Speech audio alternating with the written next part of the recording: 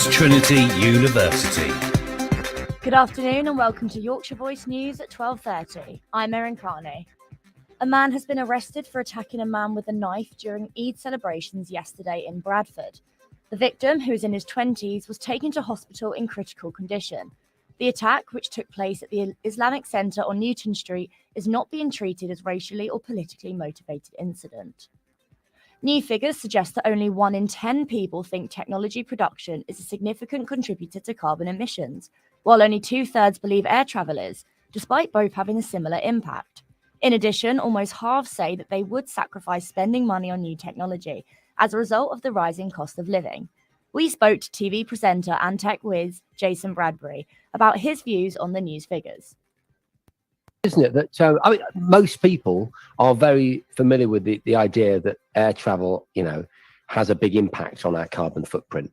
It's actually 2% in terms of global carbon emissions. Yeah, but what most people aren't aware of, air travel is 3%, is that the production of a new gadget, like a new digital device, accounts for 2%.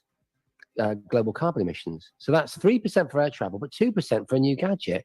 I think that's absolutely amazing.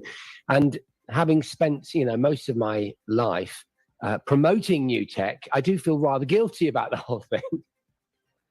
The US Supreme Court may soon decide to overturn the nationwide legal right to abortion.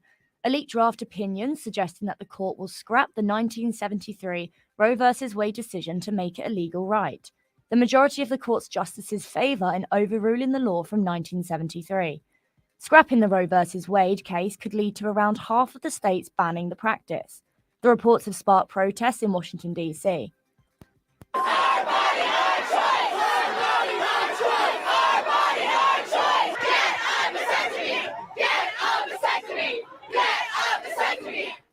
The governor of California suggested they'll enshrine the right to choose if the legal right is overturned.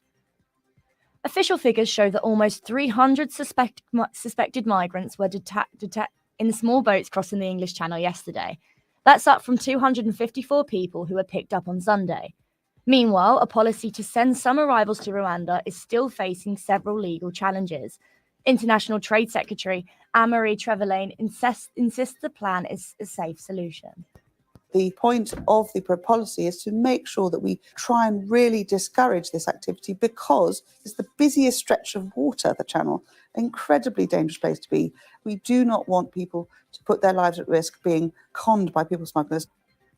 And taking a look at the weather, the clouds and showery outbreaks are set to continue with some brighter spells possible for this afternoon, with light winds and a temperature of 12 degrees. That's Yorkshire Voice News at 12:30. The next bulletin is at 1:30.